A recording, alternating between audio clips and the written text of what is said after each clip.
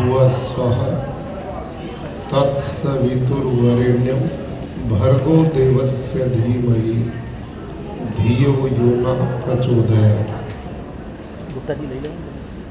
गांधीनगर जिला प्रशासन एवं आत्मा प्रोजेक्ट द्वारा आयोजित इस प्राकृतिक खेती संवाद में उपस्थित आदरणीय श्रीमती शिल्पाबेन पटेल जी, अध्यक्ष गांधीनगर जिला पंचायत,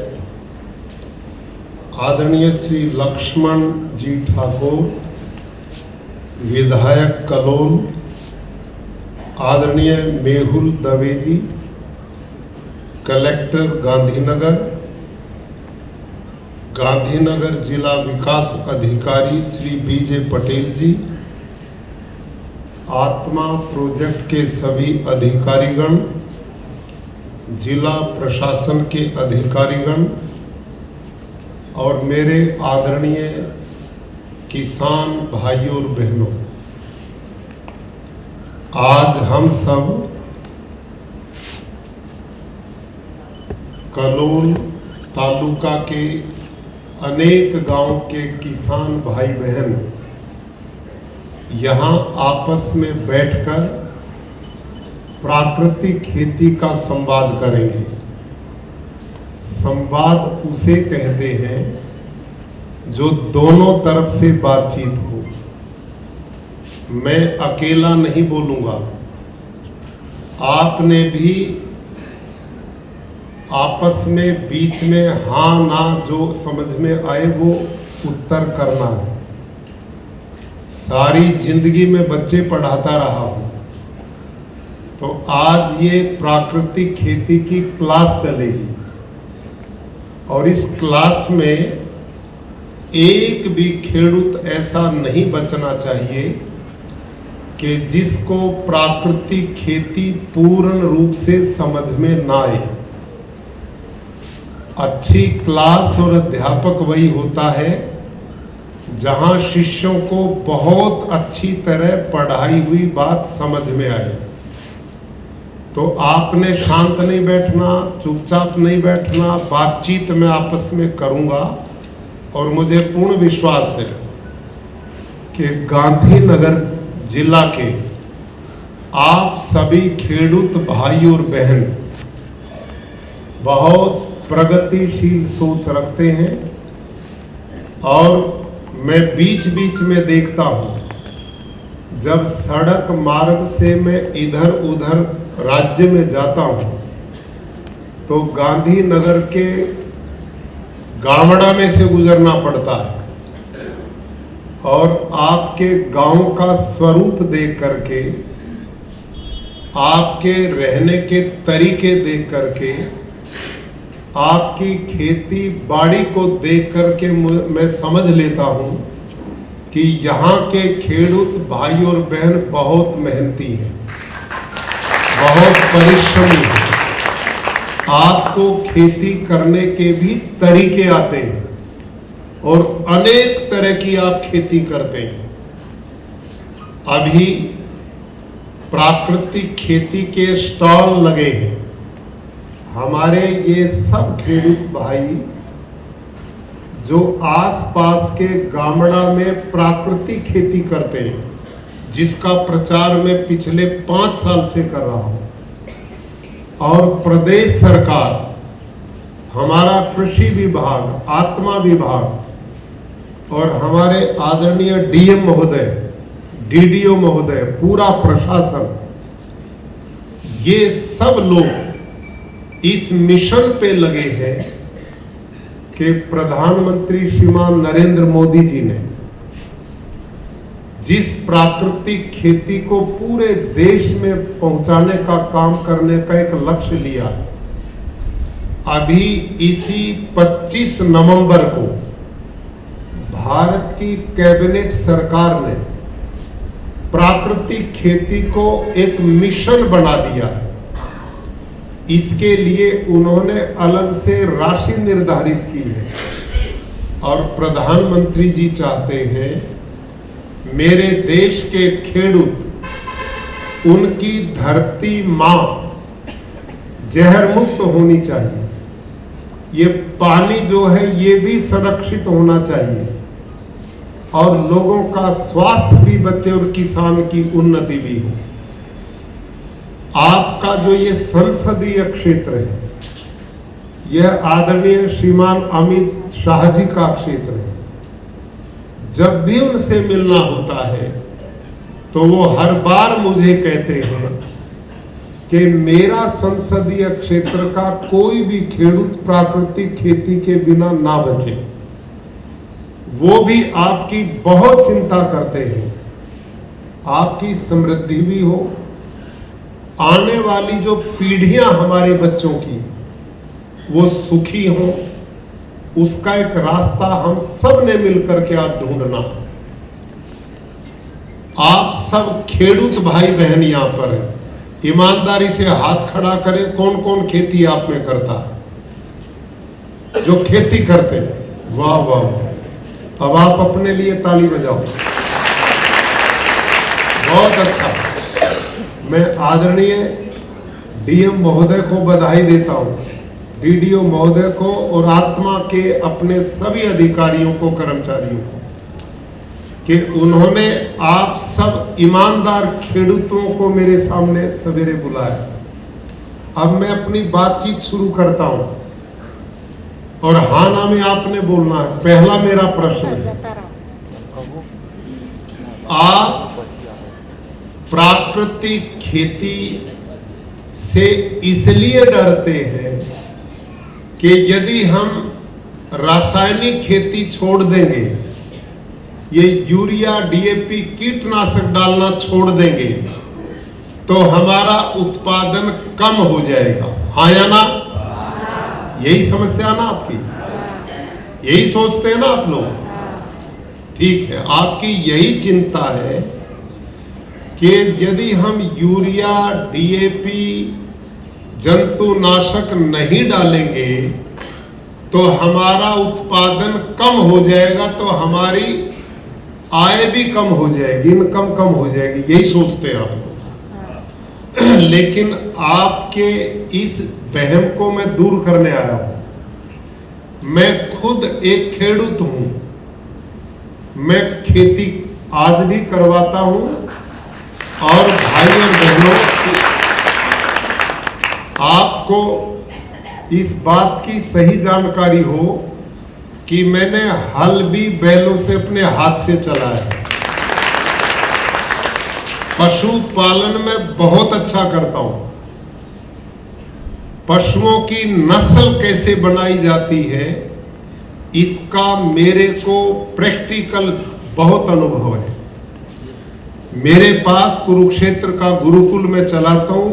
डीएम साहब ने बताया आपको, अभी आप स्वयं वहां पर गए। हमारे गुजरात के डीएम डीडीओ महोदय सबको मैंने आमंत्रित किया था और ये पूरा मेरा गुरुकुल और मेरा खेत भी देख के आए, मेरे पशुओं को भी देख के आए। इस समय लगभग 200 एकड़ जमीन में मैं प्राकृतिक खेती करता हूं और 350 गाय मेरे पास है। और वहां जो खेती है उसमें इस समय एक बूंद भी यूरिया डीएपी जंतुनाशक में नहीं डालता। पिछले 8 वर्ष से, 8 साल से पहले आप ही की तरह मैं खेती करता था। जैसे आप यूरिया डीएपी जंतुनाशक डालते, मैं भी डालता था। मैं भी यही खेती करता था जो आप करते हैं। लेकिन एक घटना ने मेरे को बदल दिया।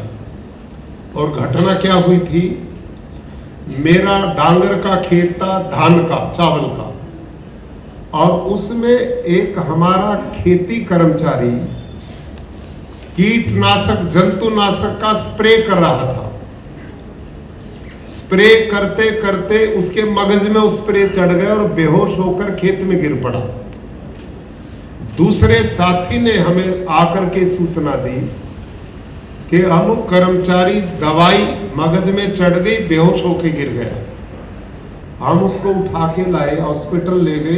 3 दिन में उसकी जान तो बच गई, लेकिन मेरी बात समझ में ये आई कि मेरे पास देश के 19 प्रांतों के बच्चे पढ़ते हैं और आवासीय रूप से रहते हैं। इन बालकों को मैं जो खिला रहा हूं वो अपने खेत का अनाज, दाल, सब्जी भाजी जो भी खिलाता हूं उसमें मैं ये डायरेक्ट जहर डलवाता हूं। इस मजदूर ने जो खेत में काम करता, इसने दवाई को ना पिया और ना खाया, घ्राण मात्र से सूंघने से बेहोश हो गया और हमने उठा के लाते तो मर जाता। और ऐसे मेरे खेडूत भाइयों, देश में सैकड़ों किसान हर साल मरते हैं, दवाई छिड़कते हुए मरते हैं। 2 तो पिछले दिनों हमारे प्रदेश में भी मरे दवाई छिड़कते हुए। और देश में ऐसी बहुत घटनाएं। तो इस घटना से मैंने संकल्प लिया कि छोटे छोटे बच्चों को मैं जहर वाला भोजन नहीं खिलाऊंगा और मैं जहर की खेती नहीं करूंगा। और उसी दिन से मैंने जहर वाली खेती छोड़ने का संकल्प लेकर के मैं कृषि विभाग में गया। कुरुक्षेत्र कृषि विज्ञान केंद्र के बड़े अधिकारियों से मिला और मैंने कहा मैं रासायनिक खेती छोड़ना चाहता हूं, इसका विकल्प क्या है? तो उन्होंने मेरे को बताया इसका विकल्प है जैविक खेती, ऑर्गेनिक फार्मिंग। अब मैंने अधिकारियों को कहा कि मेरे खेत में जितने कर्मचारी काम करते हैं उन्हें और मैं भी खुद ट्रेनिंग लेंगे आपसे। तो उन्होंने अपने लोग भेजे, हमारे को ट्रेनिंग दी गई जैविक खेती की। अब जैविक खेती क्या है ये मेरे को पहली बार समझ में आया। हमने पक्के ईंटों से गड्ढे बनाए, हॉल बनाए, उसमें गोबर डाला, छान डाला, घास पत्ते डाले और उसमें अड़सिया आता है, केचुआ, अर्थवर्म विदेशों से, वो अड़सिया उसमें डाला। अब वो 2-3 महीने उसको खाता, उसको छानते, नीचे छान निकल गया, ऊपर वो अड़सिया रह जाता, फिर नए में डालते, ऐसा करते हो। और हमने खेती शुरू की 5 एकड़ में। तो 5 एकड़ में मैंने की। पहले साल मेरे को कुछ नहीं मिला, सब कीट पतंग खा गए और पैदावार नहीं मिली। मैंने सोचा कोई बात नहीं, और उन्होंने भी कहा पहले साल इसमें कुछ कम मिलेगा। दूसरे साल फिर मैंने वही काम किया, मेरे को 50% पैदावार मिली, उत्पादन। तीसरे साल फिर किया तो लगभग 80% मिली। मेरी अकल में बात आई, मगज में, मैंने सोचा भाई तेरे पास तो 200 एकड़ जमीन है, जिस खेडूत के पास है ही 2-4 एकड़ जमीन है, वो इस जैविक खेती को करेगा तो उसके तो बच्चे भूखे मरेंगे। 3 साल कैसे ये इंतजार करेगा? पहले साल कुछ मिला नहीं, दूसरे साल 50%, तीसरे साल 80%। ना मेरी मेहनत कम हुई, ना मेरा खर्चा कम हुआ, ना मेरे को उत्पादन पूरा मिला। तो मैं दोबारा उसी कृषि वैज्ञानिक हेड डॉक्टर हरिओम, उनका नाम, मैंने उनसे पूछा, डॉक्टर साहब आपकी खेती करते 3 साल हो गए और उसका परिणाम ये है, इससे लोगों का गुजारा कैसे होगा? तो उन्होंने मेरे को बोला जी इसी का नाम जैविक खेती है। मैंने कहा ये तो फिर सफल नहीं हो सकता। जब मैंने ये बोला तो उन्होंने मेरे को 2 यूनिवर्सिटी की 2 बुक दी, किताबें दी, पुस्तकें दी। एक थी एग्रीकल्चर यूनिवर्सिटी हिसार हरियाणा और एक था एग्रीकल्चर यूनिवर्सिटी लुधियाना पंजाब। वहां के कृषि वैज्ञानिकों ने जैविक खेती क्या है इसके ऊपर डिटेल से व्याख्या की हुई थी, और वो व्याख्या क्या उसे भी आप सुनो। जैविक खेती क्या है, उसमें उन्होंने लिखा था कि भारत देश में लोगों का पेट भरने के लिए सबसे ज्यादा दो अनाज खाए जाते हैं, दो अन्न खाए जाते हैं, एक चावल और एक गेहूं। और इन दोनों की यदि प्रति एकड़ पूरी फसल लेनी, भरपूर पैदावार लेनी, उत्पादन लेना है, तो 1 एकड़ में 60 किलो नाइट्रोजन डालना पड़ेगा।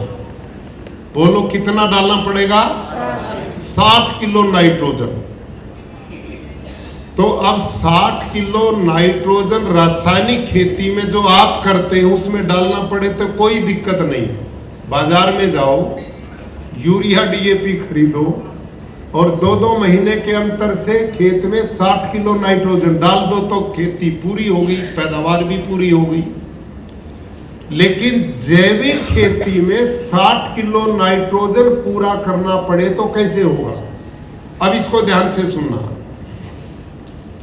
जो ये छाण है ना, गोबर की खाद, इस 1 टन छाण में 2 किलो नाइट्रोजन है। बोलो कितना? और हमने कितना चाहिए? अब बोलो भाई, कमजोरी नहीं दिखानी, मेरे को समझ में आएगा, आप सुन रहे हैं। हमने कितना नाइट्रोजन चाहिए प्रति एकड़? 60 किलो। अब रासायनिक में तो कोई दिक्कत नहीं, बाजार से खरीदो और फेंक दो यूरिया डीएपी, 60 किलो हो गया पूरा। अब गोबर की खाद से 60 किलो नाइट्रोजन पूरा करना पड़ेगा, तो इसका मतलब 1 एकड़ में 300 क्विंटल गोबर की खाद पड़ेगी तो 60 किलो नाइट्रोजन पूरा होगा। अब जितने खेडूत भाई बहन यहां बैठे हैं, आप सबसे पूछता हूं, क्या आजकल आपके पास इतना पशुधन है कि 300 क्विंटल प्रति एकड़ गोबर की खाद डाल सके? नहीं है। नंबर 2, यदि 300 क्विंटल गोबर की खाद 1 एकड़ में पड़ेगी तो उसमें मीथेन जैसी गैसेज पैदा होंगी, और methane gas carbon dioxide gas से 22 गुना खतरनाक है वातावरण बिगाड़ने में, ग्लोबल वार्मिंग के लिए। इतनी खतरनाक गैस उसमें निकलती। 2, तीसरा, इतना गोबर की खाद जहां पड़ेगी तो इतना निंदामन होगा उसमें, इतना खरपतवार होगा कि सारा दिन निकालते रहो तो भी नहीं निकलेगा, तो आपकी लेबर खर्चा उससे बढ़ेगा। ये करवा। अगली बात, अब 300 क्विंटल गोबर की खाद के लिए कितने पशु चाहिए? 30। अब आप सबसे पूछता हूं, एकड़ 1 पशु 30, किसान उसमें पशु पालेगा या परिवार पालेगा? इसका नाम है जैविक खेती, इसको बोलते हैं ऑर्गेनिक फार्मिंग। आगे समझ में नहीं आई? अब तक भारत सरकार और प्रदेश सरकारें पिछले 30-40 सालों से जैविक खेती का प्रचार कर रही, इसके लिए बजट भी आता, लेकिन पूरे देश में जैविक खेती लोकप्रिय नहीं बनी, लोगों ने स्वीकार नहीं किया। क्यों नहीं किया? क्योंकि इस तरह की खेती करने में न तो उत्पादन पूरा होता है, न खर्चा कम होता है, न मेहनत कम होती है, तो कौन उसे करेगा? अब मेरी दिक्कत क्या है ये सुनो। आप लोग उस जैविक खेती को और प्राकृतिक खेती को एक ही माने बैठे हो। आपका ये मैंने वहम निकालना है, आपको ये क्लियर करना है कि जिस खेती का प्रचार इस समय प्रदेश सरकार में हम लोग कर रहे हैं, प्राकृतिक खेती का, जैविक खेती और प्राकृतिक खेती में जमीन आसमान का फर्क है, अंतर है। हमारी खेती जैविक खेती नहीं है, ऑर्गेनिक फार्मिंग नहीं है। जो प्रचार मैं कर रहा हूं, मैंने जैविक खेती की फिर छोड़ दी। प्राकृतिक खेती जब मैं करने लगा तो एकदम मेरा उत्पादन भी बढ़ गया, खर्चा इसमें है ही नहीं, पानी की 50% बचत भी हो गई, और जो पैदावार होती है उत्पादन, उसका मूल्य रेट भी ज्यादा मिलता है। अब ये जो खेडूत भाई बैठे हैं आपके साथ में, आप सबको चाहिए इनका खेत भी देखो, इनके उत्पादन भी देखो, वहां उनसे पूछो कि प्राकृतिक खेती करने में उनको आमदनी बढ़ी या घटी है। आप में कोई ऐसे किसान हैं जो प्राकृतिक खेती करते हो? आप में हाथ खड़ा करो। वाह वाह वाह, ये तो बहनें भी हैं, बधाई आपको। लेकिन देखो आपके बीच में करते, आप थोड़ा खड़े होंगे एक बार अपनी जगह, आपके दर्शन भी हो जाएंगे, लोग पहचान भी लेंगे। ये देखो, आप इनके लिए ताली बजाओ। एक मिनट भाई, मैं बात करूंगा आपसे, आपसे बात करूंगा ताकि सुनो। ये तो संवाद है, भाषण नहीं है। आप ईमानदारी से बताओ, जिन लोगों को 2-3 साल हो चुके प्राकृतिक खेती करते, उनमें कौन है आप में? अच्छा, अब दूसरी बात, अब 3 साल बाद आप बताओ, आपका उत्पादन पैदावार रासायनिक वालों से कम होगी क्या? नहीं हुआ। नहीं हुआ। तो बोलो थोड़ा, आपके हाथ में माइक है। સાહેબ 3 વર્ષથી ઘરનું ખાવા જેટલું અનાજ ખાતર નાખ્યા સિવાય, દવા નાખ્યા સિવાય બનાવું છું, એટલે 3 વર્ષથી ખેતી થોડી વીક પડે, પણ છોડ્યું ખાતર વધારે પડવાથી પાક આપણો પૂરો મળી રહે છે। बाजू में जी, હું 2015ની સાલથી પ્રાકૃતિક ખેતી કરું છું। પહેલા 2009ની સાલથી અમે કરતા હતા આત્મા પ્રોજેક્ટ મારફતે। અત્યારે હાલ અમારે જે ઉત્પાદન આવે છે અમે બહાર ખેડૂતોને પણ આપીએ છીએ, અને ઘઉં પણ અમે 700-800 રૂપિયાના ભાવે અમે વેચીએ છીએ। પ્રાકૃતિક ખેતી કરીએ છીએ અને ઉત્પાદન પણ સારું આવે છે અમારે। સારું આવે છે। હા, પહેલા વર્ષે અમે જે પ્રાકૃતિક ખેતી કરી અમે ખાતર પહેલા થોડું નાખતા હતા, એના પછી મારે પહેલા વર્ષે 60 મણ ઉત્પાદન આવ્યું હતું। अब इनमें इतना जोश है, इतना जोश है इनमें बोलने का, मैं इनको मौका दे दूं तो मेरा मौका खत्म हो जाएगा। इनको इतना मजा आ रहा है प्राकृतिक खेती में, ये सब लोग देखो जोश में है पूरा। तो आप इतने भाई बहन जो बुलाए हैं, डीएम साहब ने, हमारे अधिकारी लोगों ने, आत्मा के लोगों ने, आप आज आए हैं तो कुछ ले करके जाए, खाली नहीं जाना। रवि, मैंने बहुत बात करनी है आपसे, बस हो गया, बैठ जाओ आप।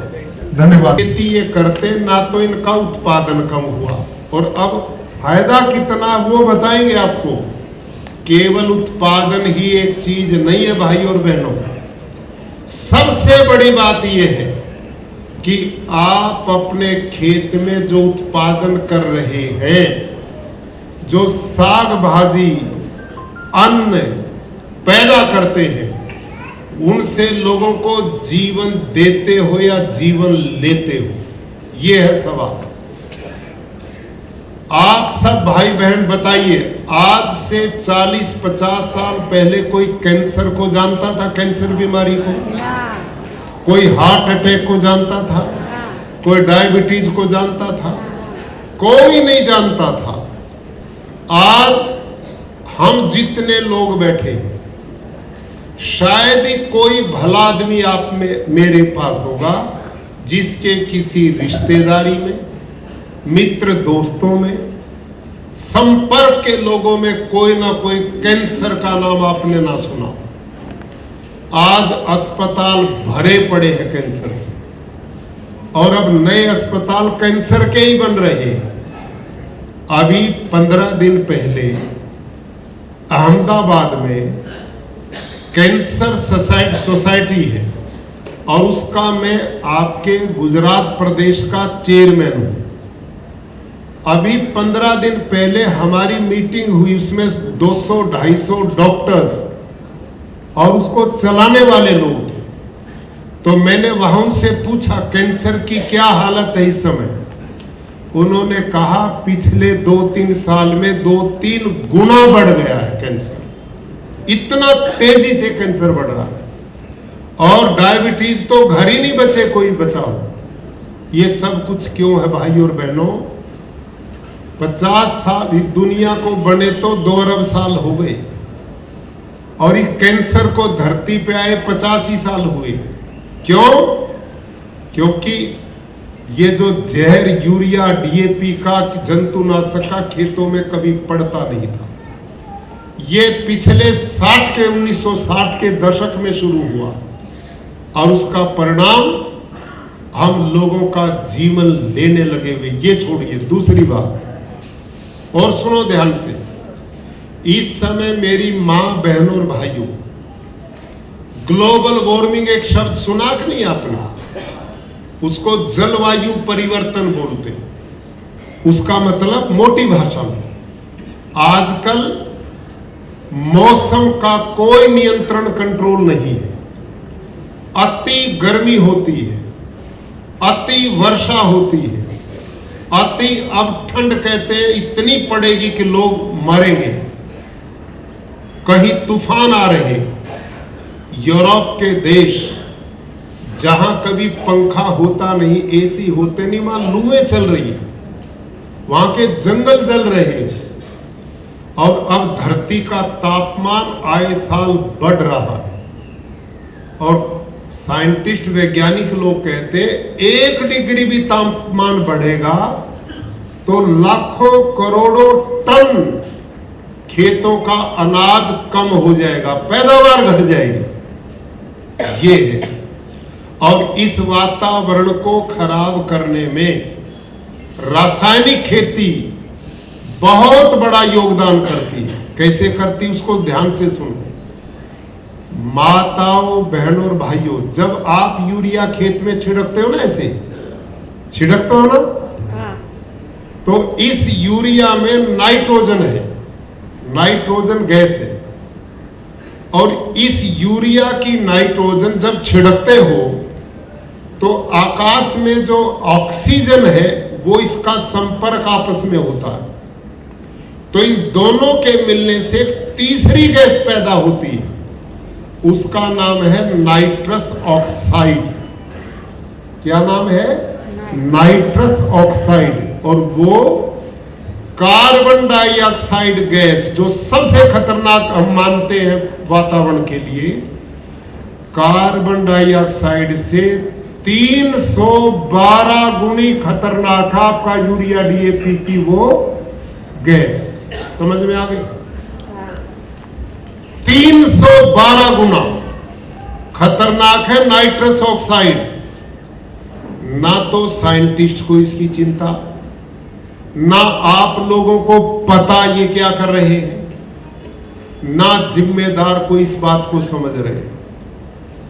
ये समस्या प्रधानमंत्री जी ने समझी। आज ये जो वातावरण है, खेती नहीं होगी यदि और बदल गया तो। यदि वातावरण बदलेगा, अतिवृष्टि होगी तो खेती बर्बाद होगी, और अति सूखा पड़ेगा तो हम बर्बाद होंगे। सबसे बड़ा असर खेती पे ही पड़ेगा। पहला पर्यावरण का, वातावरण का। फैक्ट्रियों वालों के अंदर जो बन रहे उन पे क्या फर्क पड़ेगा? ये सारा फर्क तो आप लोगों पे पड़ेगा। आपका उत्पादन घट जाएगा, खेती की लागत बढ़ जाएगी, और ये पाप हम पिछले 70 साल से कर रहे हैं। जहर डाल डाल करके सारा वातावरण दूषित कर दिया। नंबर 1। नंबर 2, आपने बोलना मेरे पीछे, ये जो बोतलें पानी के लिए घूमते हैं आजकल, 30 साल पहले कोई लिए घूमता था क्या? क्यों भाई? लोग जहां मर्जी वहां पानी पी लेते थे। आज पी के देखो ना, सब बोतलें लिए घूमते। क्यों? क्योंकि आपने इतना यूरिया, डीएपी, जंतुनाशक डाल डाल करके जो भूमिगत पानी है उसमें भी ये जहर जा करके मिल गया, और आने वाले समय में पीने का भी पानी नहीं बचेगा। ये हालत हो जाएगी यही खेती करते रहे तो। तीसरी बात, जब आप यूरिया, डीएपी खेत में डालते हो तो इस यूरिया में आधा तो लगभग नमक होता है, नमक। और नमक का काम क्या है? धरती को बंजर बनाने का। कभी समुद्र किनारे गए हैं आप लोग? समुद्र किनारे कोई तिनका भी पैदा होता है? क्यों नहीं होता? क्योंकि उस पानी में नमक है और वहां तिनका घास नहीं पैदा होता। तो आप पैसे में यूरिया, डीएपी खरीदते हो और भारत सरकार एक साल में लगभग 2.5 लाख करोड़ रुपए का यूरिया विदेशों से मंगाती है। आप उसे खरीदते हो और अपने खेतों में डालते हो ताकि आने वाले बच्चों को बंजर भूमि मिले। आप धरती को बर्बाद करने पर लगे हुए। ये कुछ नहीं पैदा करेगी कुछ समय के बाद। यूएनओ की एक रिपोर्ट है कि यदि ये रासायनिक खेती आने वाले 40-50 साल तक यूं ही होती रही जैसे आप करते हो, तो सारी धरती ऐसे हो जाएगी जैसे घर का फर्श होता, पत्थर। कुछ नहीं पैदा होगा। यूरिया, डीएपी डाल करके भी कुछ नहीं होगा, ये बोल रहे हैं। और क्यों नहीं होगा आपको मैं समझाऊंगा ये बात अच्छी तरह, क्यों नहीं होगा। भाई और बहनों, ये जो धरती माँ है ना, धरती माँ, भगवान ने इसमें सारी वो चीजें दी हैं जो पौधे के लिए चाहिए। इसमें कुछ डालने की जरूरत नहीं है। ये एक षड्यंत्र है बहुत बड़ा हमारे लिए। कुछ डालने की जरूरत नहीं। ये धरती माता जो है, इसमें phosphor, zinc, potash, magnesium, iron, copper, सब कुछ का भंडार है। ये जो आजकल अभियान चला बाहर से खरीदो, क्यों खरीदो? क्योंकि धरती में ये पोषक तत्वों का अभाव हमने जहर डाल डाल के किया। आपने बोलना मेरे पीछे, जंगल में कभी गए हो? आप फॉरेस्ट जंगल में गए माताओं कभी? अच्छा, जंगल में कितने पेड़ खड़े, दुनिया भर के वनस्पति, छोटे बड़े पौधे खड़े। आप बोलना, मैं पूछता हूं, उन जंगल के पौधों को यूरिया कौन देता है? डीएपी कौन देता है? जंतुनाशक कौन डालता है? वहां छाण कौन डालने जाता है? पानी कौन देने जाता है? कोई नहीं। और जंगल का कोई भी पेड़ ऐसा नहीं जो हरा भरा नहीं है, सब हरे भरे। और मजे की बात, जंगल के पेड़ के किसी भी एक पत्ते को तोड़ो और उस पत्ते को प्रयोगशाला में ले जाओ, लेबोरेटरी में टेस्ट कराओ, उसमें एक भी पोषक तत्व की कमी नहीं मिलेगी। उसमें phosphor, zinc, potash, magnesium, iron, copper, सब कुछ भरपूर है। अब आप सबसे मैं पूछता हूं, वो कहां से आए? वो कहां से आए? वह प्रकृति सब कुछ भगवान की व्यवस्था खुद करती है। भाई, प्राकृतिक खेती क्या है? जो नियम जंगल में काम करे वही नियम हमारे खेत में काम करे, इसका नाम प्राकृतिक खेती है। समझ में आ गई? ये प्राकृतिक खेती। आपने अपने दिमाग को कम से कम यूज करना। भगवान पे छोड़ो, प्रकृति पे छोड़ दो, अपने आप वो काम करेगी। हमने अपनी समझ बढ़ा करके, और षड्यंत्र का शिकार हम कब बने, ध्यान करो। जो 3 विश्व युद्ध हुए थे और उस अंतिम विश्व युद्ध में जो गोला बारूद उन लोगों का बचा था, उन्होंने उस बचे हुए सामान से यूरिया, डीएपी बना करके हमें बेच दिया और इससे पैसे कमाए। ऐसा नहीं कि इसे उत्पादन नहीं बढ़ा, बढ़ा, और उस समय जरूरत थी, इसका विरोध भी नहीं है, लेकिन अब इसके अंधाधुंध प्रयोग का बहुत खराब असर पड़ गया। अब आप समझो इसको क्या है। जब ये हरित क्रांति शुरू हुई देश में 1960 के दशक में, डॉक्टर स्वामीनाथन का नाम सुना ना आपने? वो हरित क्रांति के जनक थे। उन्होंने उस समय खेडूत के लिए एक सिफारिश लागू की थी, 1 हेक्टेयर में ओनली केवल 13 किलो नाइट्रोजन डालना है। कितना? 13 किलो। कितने में? 1 हेक्टेयर मतलब 2.5 एकड़ में। 2.5 एकड़ में 13 किलो नाइट्रोजन डालना है, और हम डालते थे तो पैदावार बहुत होती थी 13 किलो। आज कितना डालते हो? अब ये आप बताओ, आलू में कितना डालते हो? क्यों साहब? 13 थैले डालते है ना, यही बात। जमीन को सफेद कर देते हो पूरी फैला करके, ट्रॉलियों से फेंकते हो, यही है ना तरीका। अब सोचो किसान भाइयों, उस समय 13 किलो 2.5 एकड़ में डालते थे तो पैदावार बढ़ती थी। आज 13 किलो 1 एकड़ में डालते तो भी पैदावार नहीं बढ़ रही। हाँ या ना? इसका कारण क्या है? इसको सुनो ध्यान से, आपको समझ में आनी चाहिए बात। कृषि वैज्ञानिक बोलते हैं कि धरती का ऑर्गेनिक कार्बन जितना ज्यादा होगा उतनी धरती ज्यादा पैदावार देगी, उत्पादन देगी।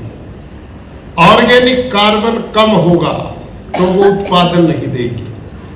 जब हरित क्रांति शुरू हुई थी ना 1960 में, उस समय सारे देश की धरती का ऑर्गेनिक कार्बन 2 से 2.5% था। कितना था? 2 से 2.5% का मतलब सारे देश की धरती जंगल की धरती की तरह उपजाऊ थी। लेकिन आज मेरी मां बहनों, सारे देश की रिपोर्ट है, आपकी धरती का ऑर्गेनिक कार्बन इस टाइम 0.2, 0.3, 0.4 पे खड़ा है गुजरात में। और जिस धरती का ऑर्गेनिक कार्बन वैज्ञानिक लोग कहते हैं 0.5 से नीचे, वो बंजर होगी नहीं, हो चुकी है। आप जितने बैठे ना प्राकृतिक खेती वालों को छोड़ के, सुनो ध्यान से, आप जितने भाई बहन यहां बैठे हो ना जो प्राकृतिक खेती करते हैं, इनको छोड़ के, आपकी धरती बंजर होगी नहीं, हो चुकी है। आप सबकी धरती बंजर हो चुकी है, वीरान हो चुकी हो। कारण बताता हूं, इसलिए हो चुकी, जो काम 13 किलो में चलता था वो 13 बैग में करना पड़ता। क्यों? क्योंकि वो बंजर होगी, इसलिए हर साल बढ़ाना पड़ रहा है। और एक समय ऐसा आएगा कि बढ़ाने के बाद भी कुछ नहीं होगा। नहीं समझ में आई बात? इसको समझो। और ये जो लोग बैठे आगे प्राकृतिक खेती करने वाले खेडूत भाई, ये भी एक दिन आप जैसी करते थे। इनकी भी धरती बंजर थी और मेरी भी धरती बंजर थी। 8 साल पहले जब मैंने अपनी धरती का सैंपल मिट्टी का भेजा लेबोरेटरी में, प्रयोगशाला में, तो रिपोर्ट आई मेरी धरती का भी ऑर्गेनिक कार्बन 0.3, 0.4 था, यानी कि बंजर थी। आज मेरी वही धरती प्राकृतिक खेती के कारण इन 8 साल में सारी धरती, एक भी 200 एकड़ में ऐसा एकड़ नहीं जिसका ऑर्गेनिक कार्बन 0.89 से नीचे हो, कोई भी नहीं। और कुछ जमीन मेरी 1.5 1.7 तक चली गई। इतनी रिच उपजाऊ बन गई वो कि अब मेरी उस धरती में एक बूंद यूरिया नहीं पड़ता, एक बूंद डीएपी नहीं पड़ता, कोई जंतुनाशक में नहीं डालता, बाजार का कोई खरीद के चीज नहीं डालता। और मेरा पैदावार, सुनो ध्यान से, आपको खतरा था ना हमारा उत्पादन घटेगा। एक तो मेरे साथी खड़े हुए इन सब ने बताया हमारा उत्पादन घटा नहीं बढ़ रहा, वो बैठे सबका बढ़ रहा है। क्यों बढ़ रहा? कारण है उसका, आपकी धरती का ऑर्गेनिक कार्बन 0.23 है और इनकी धरती का कार्बन जो बैठे 0.91, उससे भी ऊपर है। यही है ना बात? ये है कारण। हमारी धरती आने वाली पीढ़ियों के लिए नौजवान बन चुकी है और आपने सारी धरती को बूढ़ा बना दिया, बंजर बना दिया। इसलिए हमारी पैदावार बढ़ गई। और कितनी बढ़ी है? डांगर समझते हो ना, चावल। मेरा डांगर 1 एकड़ में 35 क्विंटल निकला, 35 क्विंटल प्रति एकड़। बताओ, कोई रासायनिक वाला बताए कि मेरा निकला। पूरे गुजरात में कोई आदमी कहे कि यूरिया डीएपी के 5-5, 7-7 बैग डाल के भी, थैले डाल के भी पैदावार नहीं हुई। और ये भाई बैठे, उनका देखो सामान स्वस्थ है, उसमें जान है, जो लोग खाएंगे उनको जीवन मिलेगा। और आप जी जहर को खिलाएंगे उनको कैंसर होगा, वो मरेंगे बेचारे, उनके घर उजड़ेंगे। और आपसे पूछता हूं मैं माताओं भाइयों, किसी घर में भगवान ना करे कैंसर हो जाए, उस घर की क्या हालत बनती है? सारा घर दुखी, नींद खत्म, भूख खत्म, पैसा खत्म, सब निराश, रिश्तेदार तक दुखी होते हैं। हम ये पैदा कर रहे हैं। अरे हमने लोगों को जीवन देना चाहिए। हम लोगों को कैंसर दे रहे हैं, हार्ट अटैक दे रहे हैं, डायबिटीज दे रहे हैं। आज 20-20 साल के बच्चों को हार्ट अटैक होने लग गया। छोटे छोटे बच्चों को कैंसर, 8-10 साल के बच्चे, उसने बीड़ी पीनी, सिगरेट पियानी, शराब पीनी, नशे किए, उन्हें क्या लिया बेचारे ने? आज मां के दूध में यूरिया मिल रहा है, पशुओं को कैंसर हो रहा है, पशुओं को भी वही जहर का चारा पाउडर मिलता है, वो भी बीमार हो रहे हैं। तो ये सारा का एक ही समाधान है और वो है प्राकृतिक खेती। प्राकृतिक खेती क्या है? अब इसको समझो और मैं बात खत्म करूंगा। प्राकृतिक खेती क्या भाई और बहनों? इसके लिए सबसे पहली जरूरत है घर में एक देसी गौ माता की। अब यूं बताओ ईमानदारी से हाथ खड़े करके, किन के घर में देसी गाय है? गिर गाय। अरे इतने खेडूत दूध बिना ही जीते हो। और बोलो गौ माता की, गौ माता की। ना दूध पिएंगे ना गाय पालेंगे, गौ माता की हो जाएगी। तो साहब ये काम करते हैं हम लोग, गौ माता की जय बोलते फिरते हैं। गौ माता की पूजा ना घर में रखी, ना पाली, ना दूध पिया, गौ माता की जय हो जाए। कमाल। सुनो ध्यान से मेरी माताओं, मेरे को भी नहीं पता था, मैं ईमानदारी से कहता हूं, गाय का इतना महत्व है, ये मेरे को इतनी जानकारी थी, दूध देती है, लेकिन गाय के दूध से भी ज्यादा कीमती उसका छाण और गौमूत्र है। अब समझ में आई। और मैंने ब्रीड बनाई अपनी। जितने खेडूत भाई बैठे हैं ना, आपसे मेरा निवेदन है, हिंदू समाज के भाई जितने, उनको तो गाय माता हम कहते हैं।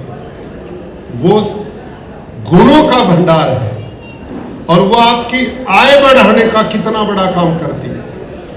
मेरे पास जो गाय है ना, उनमें देसी नस्ल की 6 नस्लें मेरे पास, साहिवाल, थारपारकर, राठी, गिर, हरियाणवी, लाल सिंधी, 6 नस्लें देसी गाय की। और मेरी एक भी गाय उनमें से 150 देसी गाय है, इंडियन ब्रीड। वो मैंने कब पाली, जब पता लगा ये इतनी गुणवान है, खेती इसके बिना नहीं हो सकती, यही धरती के जन्नत बनाएगी, तब मैंने उसको पाला। और आज मैंने उसकी ब्रीड उन्नत करके मेरी एक भी गाय 12 किलो से नीचे दूध नहीं देती, एक भी देसी गाय। और मेरी 22 किलो तक देसी गाय दूध देती है, एक दिन में 22 लीटर। और ये जो क्रॉस ब्रीड है ना, पहले मैं यही पालता था, क्योंकि मैंने बच्चों को दूध पिलाना था जो गुरुकुल में, तो वो इतनी बड़ी ब्रीड मैंने बनाई 10 किलो की गाय से।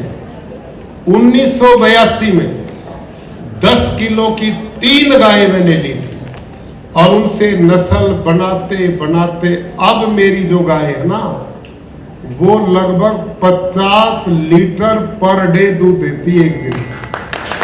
और 40 लीटर की तो कोई 30-40 गाय है मेरे पास क्रॉस ब्रीड में। और मैंने लक्ष्य लिया है कि देसी गाय को मैं 25 लीटर की बनाऊंगा और वो बन जाएगी अगले 4-5 साल में, ये संकल्प है। अब ये भी ट्रेनिंग है जो आपको मिलनी चाहिए।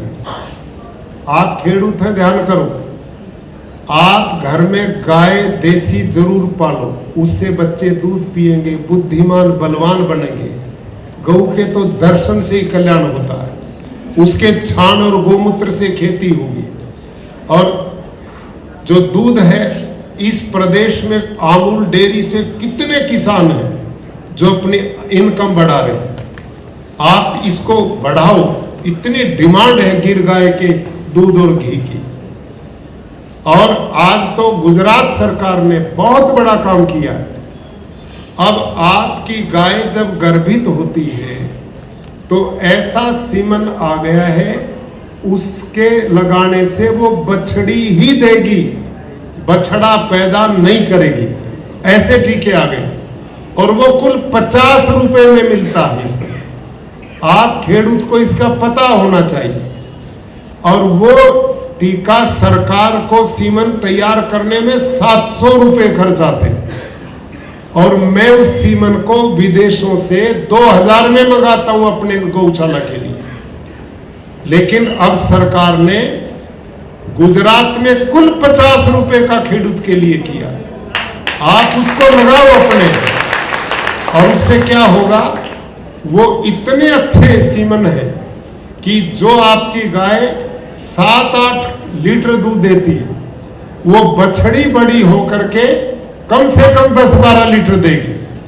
और फिर वैसे करोगे 15-18 पे जाएगी और वो ब्रीड बढ़ करके आपका बहुत इनकम, आय का साधन बनेगा। कितना दुर्भाग्य, गांव में रहते हो और दूध थैली का पीते हो। इस गांव में रहने का क्या मजा भाई, क्या फायदा गांव का? गांव में यही तो मजा था, दूध छाछ सब घर का होना चाहिए और गौ माता होनी चाहिए। आप इसका अभियान चलाओ। तो गौ माता जो है, ये धरती को बंजर नहीं उपजाऊ कैसे बनाती है? हम जीवामृत और घनजीवामृत बनाते हैं इस गोमूत्र गोबर से। मेरी माताओं, ये गोबर है ना, छाण गौ माता का देसी का, इसके 1 ग्राम गोबर में, सुनो, 1 ग्राम गोबर में 300 करोड़ सूक्ष्म जीवाणु। कितने? 300 करोड़ से भी ज्यादा। और गोमूत्र खनिज का भंडार है। और ये ट्रेनिंग आत्मा जो विभाग है कृषि विभाग का, और हमारे खेडूतीय भाई हैं। अब अभियान हमने चला, सब गामड़ा में ही आएंगे। आप इनसे ट्रेनिंग लो और वो ट्रेनिंग जब देंगे तो आपको पता लगेगा जीवामृत कैसे बनता है, घन जीवामृत कैसे बनता है, प्राकृतिक खेती कैसे की जाती है।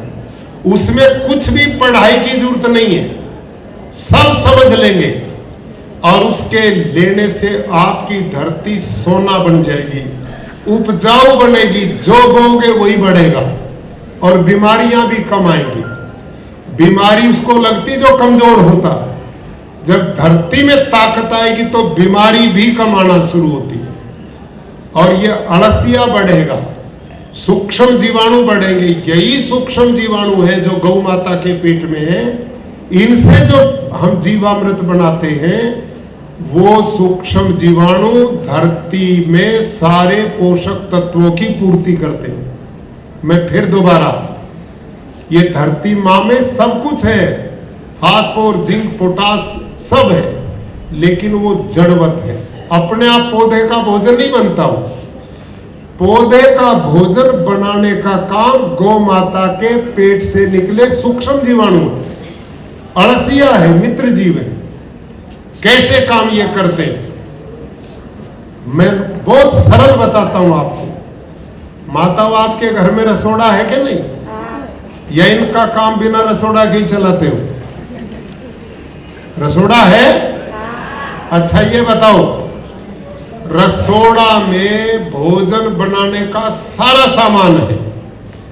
आप पे रसोड़ा में दाल भी है, साग भाजी भी है, आटा चावल भी है, गैस भी है, सब कुछ है, लेकिन रसोड़ा में भोजन बनाने वाला ना हो तो भोजन बन के बाहर अपने आप आ जाएगा क्या? नहीं आएगा ना।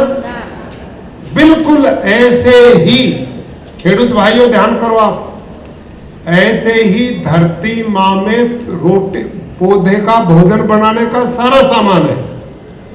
धरती में phosphor, zinc, potash, magnesium, iron, copper जो पौधे को चाहिए वो सब कुछ है, लेकिन वो अपने आप पौधे का भोजन नहीं बनते। पौधे का भोजन इन तत्वों को तोड़ के, इनसे पका के भोजन बनाने का काम करते गौ माता के पेट के छान से निकले हुए सूक्ष्म जीवाणु, अड़सिया, मित्र कीट, ये भोजन पैदा करते हैं और ये तुमने सारे मार दिए यूरिया डीएपी डाल के। जब भोजन बनाने वाला ही मार दिया तो भोजन कैसे बनेगा? नहीं समझ में आई बात? तुमने तो भोजन बनाने वाला ही मार दिया आपने, तो भोजन कैसे बनेगा बताओ? ये है समस्या। और मेरे खेत में, अब चलाना जी वो वीडियो आप थोड़ा, अब देखो आप अड़सिया कैसे काम करता मेरे खेत में। तुम भी अपने खेत देखना यूरिया डीएपी वाले, आप देखो ये मेरा खेत है। चलो ये दिखा दे पहले, एक मिनट चलाने से पहले मैं इसको ही बता देता हूं। अब एक वीडियो आएगा आप पे, आपकी धरती बंजर कैसे हो गई है, पत्थर बन गई है, बारिश का पानी नहीं पीती। ये वीडियो इसी 5 जून का है और इसको सुनो ध्यान से, आवाज बढ़ाओ। 5 अंदर सुरक्षित रह सके, तो उसमें ड्रिल मशीन से जब हम छिद्र करने लगे तो जोर लगा करके भी 63 सीसी का इंजन उस भूमि में 2 इंच से ज्यादा छिद्र नहीं कर पाया। ये देखो, केवल रासायनिक खेती करता है, जिसका परिणाम यूरिया, डीएपी, जंतुनाशक, पेस्टिसाइड, इंसेक्टिसाइड ने सभी केचुए, अर्थवर्म मार दिए, सूक्ष्म जीवाणु खत्म कर दिए, धरती पत्थर बन गई, बंजर बन गई। इसका परिणाम है कि इस समय भारत की धरती पानी नहीं पी रही। वर्षा जल जब बरसता है तो ऊपर वाली 6 इंच मिट्टी को और सोचा कि इसकी बाढ़ करेंगे, फेंसिंग करेंगे, पोल गाड़ेंगे, तो छिद्र करने लगे, 2 आदमी लगे तो भी 2 इंच से ज्यादा छेद नहीं हुआ। यूरिया ने धरती को पत्थर बना दिया, बंजर बना दिया। वर्षा बरसती है तो पानी नहीं पीती, बाढ़ आ जाती है, ऊपर की 2 इंच जमीन को बहा ले जाती है। और मेरा खेत देखा, लगाई तो उसमें भाग गई मशीन अंदर एकदम, और मिट्टी देखो कैसी खिल गई और वहां पर धूल उड़ रही थी। और ये मिट्टी इतनी बढ़िया मेरे खेत की क्यों बनी, किस कारण बनी? गौ माता के छाण से, जीवामृत और घन जीवामृत से। और अब अड़सिया देखो मेरे खेत में कितना है, अपना भी हिसाब लगाना। अब देखा, अब देखो इसको और ध्यान से अगली को। किसान भाइयों, आज मैं समझ में क्यों भाई? पीछे वाले खेडूत भाइयों, अड़सिया देखा कि नहीं आपने? आपके खेत में है इतना? क्यों मतलब है? सब मार दिया, सारा दिन पिठूला दे घूमते, मारो इनको मारो। जो हमारे पेड़ पौधों का भोजन बनाए उसको हमने मारना है, जो हमें खाना देगा उसको मारने का काम चल रहा है। तो बताओ कैसे बचोगे? आप सब भाइयों से मेरा निवेदन है, सुनो कि प्राकृतिक खेती की ट्रेनिंग के लिए हमारे लोग आएंगे। आत्मा के लोगों से मिलो और गांव के सरपंच को बोलो, आप बड़े लोग इकट्ठे होके वहां आत्मा के लोग ट्रेनिंग देते, उनको गांव में लेके आओ। कोई पैसा नहीं लेते, फ्री की ट्रेनिंग है। आप इनसे सीखो, आपकी धरती उपजाऊ बनेगी। वर्षा जल धरती में अपने आप जाएगा तो वाटर लेवल भी ऊपर आएगा और धरती उपजाऊ बनेगी। लोगों का भला होगा, आपका भी भला होगा। इससे पर्यावरण भी बचेगा, धरती माँ भी बचेगी, गौ माता भी बचेगी, लोगों का स्वास्थ्य भी बचेगा, आपकी इनकम भी बढ़ेगी और धरती आने वाली पीढ़ियों के लिए उपजाऊ मिलेगी। अब लंबी बात मैंने की है, अब इसकी ट्रेनिंग तो ट्रेनिंग वाले ही देंगे कैसे बनता है। मेरे पास इतना टाइम भी नहीं, रात भी बोर हो गए होंगे। या कुछ समझ में आई बात? आई समझ में? तो आई है तो मेरे को गुरु दक्षिणा दोगे, यूं ही भेजोगे गांव से? तो साहब, मेरी गुरु दक्षिणा ईमानदारी से, आपने घंटा भर मेरे को सुना तो ईमानदारी से हाथ खड़ा करके कहो अब हम प्राकृतिक खेती शुरू करेंगे। वाह वाह वाह वाह, माताओं के लिए, आप सबके लिए धन्यवाद। और ध्यान करो, एकदम सारे खेत में मत करो, आपको खतरा है तो मत करो। आप उतनी तो शुरू कर दो जितना घर के बच्चों और आपको खाने की जरूरत है। खुद तो जहर मत खाओ, अपने लिए तो शुरू कर दो। मैं हिमाचल प्रदेश में 4 साल गवर्नर रहा और मैंने देखा जो सेब आप खाते ना वो वहीं से आता है। तो मैं गांव में जाता लोगों के बीच में, तो खेडूत सारा दिन जहर छिड़कते थे, 16 स्प्रे करते सेब में, 16। आप यूं खाते होंगे लाल लाल है, हम भी खा के लाल हो जाएंगे, लेकिन वो कितना खतरनाक था। तो मैं उन लोगों से पूछता था खेडूत से कि भाई तुम इतना जहर डालते, तुम भी ये सेब खाते हो? कि जी नहीं, हम नहीं खाते। मैं, तुम क्या करते हो? हमारे तो पेड़ अलग है, हमारे तो अलग है, हम अपना सब्जी भाजी भी अलग करते हैं। मैं कहा इसका क्या करते हो? कि ये तो बाजार वालों को खिलाते हैं। तो तुम भी यही काम करो, कम से कम अपने लिए तो शुरू कर दो। आज ये तो संकल्प करो, जिसके पास जितनी भूमि है वो उसके चौथे 5वें हिस्से में शुरू करें। आप पे गाय नहीं है तो गौशाला से गोबर गोमूत्र लाके बनाने की ट्रेनिंग कर लो, उससे सीख जाओ। आप पड़ोसी किसान जिस पे गाय उससे लेकर के करो। आप एक बार करोगे तो आपको पहले ही साल में पता लगेगा कि इस खेती में जान है, ये हमारी जमीन को बचाएगी, आने वाली पीढ़ियों को उपजाऊ जमीन दे के जाओगे।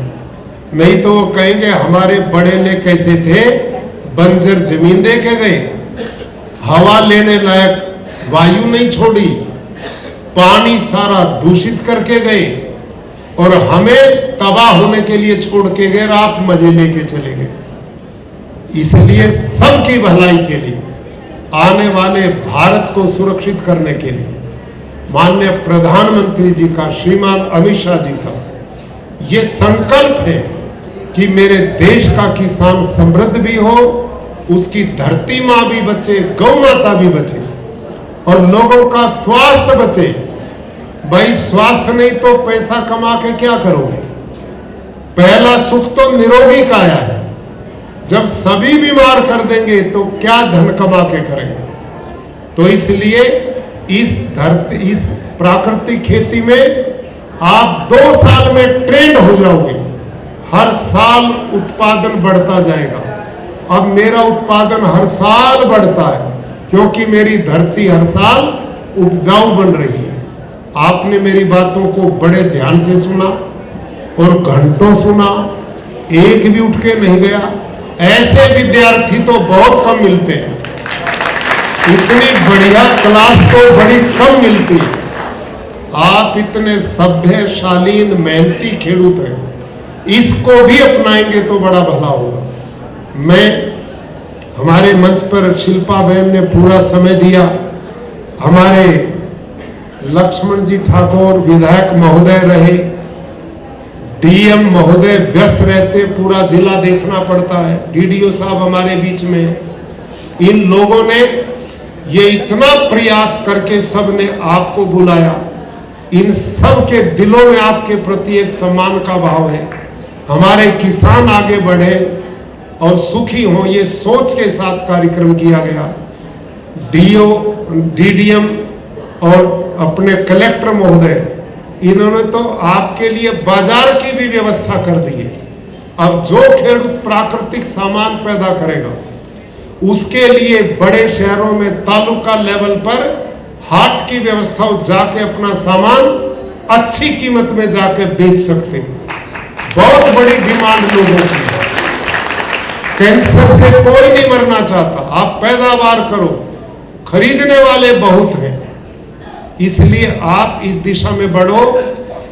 ऑर्गेनिक में, जैविक खेती में उत्पादन घटता है, प्राकृतिक खेती में नहीं घटेगा। आप इसे ईमानदारी से 5 आयाम करना, बीजामृत से बीज संस्कारित करना है, जीवामृत से पानी के साथ देना है, घन जीवामृत डीएपी की तरह देना है, धरती में आच्छादन खरपतवार से ढकना है। एक समय अनेक तरह की फसलें आप खेत में करके ज्यादा मुनाफा कमा सकते हैं। ये हमारे कुछ सिद्धांत हैं, इनको समझो, जानो और अपने गामड़ा में बुलाओ हमारे ट्रेनिंग देने वालों को, सीखो और लोगों को भी बचाओ और खुद भी बचो। आप सबका बहुत बहुत धन्यवाद।